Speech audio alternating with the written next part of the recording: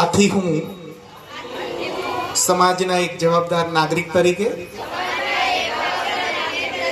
Single use પ્લાસ્ટિકના ઉપયોગમાં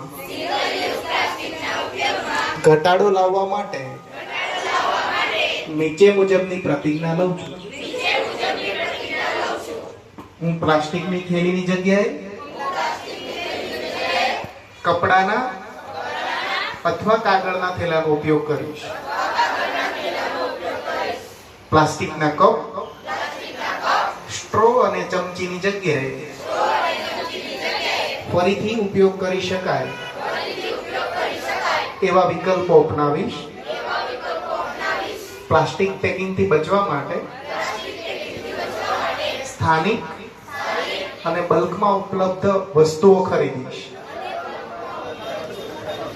plastic પ્રદૂષણ અંગે અન્ય લોકોને જાગૃત કરીશ.